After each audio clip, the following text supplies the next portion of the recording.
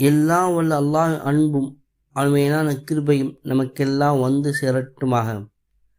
பேரன்புக்குரிய அல்லாஹின் நல்லடியார்களே, இன்றைய பதிவில் நாம் மிகவும் மகத்துவமிக்க ஒரு துவாவை தான் பார்க்க இருக்கின்றோம்.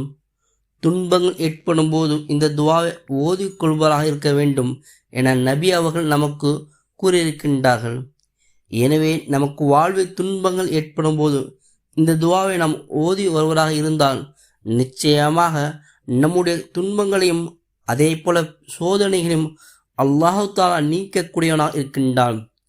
எனவே அனைத்து வகையான துன்பங்கள் ஏற்படும் போது நபிகள் நாயகம் ஸல்லல்லாஹு அலைஹி வஸல்லம் அவர்கள் கீழ்காணும் துவாவை ஓதுவோராக இருந்தவை நான் கண்டேன் என இப்னு அப்பாஸ் ரலியல்லாஹு அன்ஹு அவர் அறிவிக்கின்றார்கள். புகாரியில் வருகின்றது. எனவே நமக்கு பல்வேறு துன்பங்கள் ஏற்படும் போது அதேபோல் வாழ்வில் அதிகம் சோதனையாக இருக்கும் நேரங்களில் அதிகம் இந்த துவாவை ஓதி கொள்வராக இருக்க வேண்டும். ஒரு இரவு உட்கார்ந்து 100 முறை இந்த துவாவை ஓதி வாருங்கள்.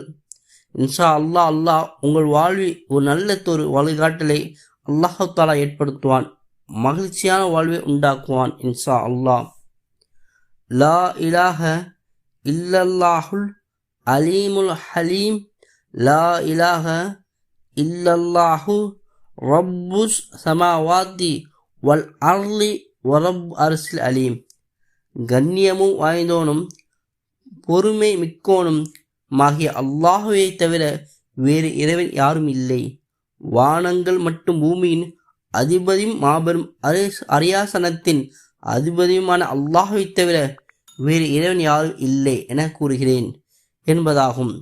எனவே இந்த துவாவை நீங்கள் மரணம் செய்து உங்களுக்கு சோதனை ஏற்படும் போது ஒரு 100 முறையாவது தினசரி ஒவ்வொரு இரவும் உட்கார்ந்து ஓதி வாருங்கள்.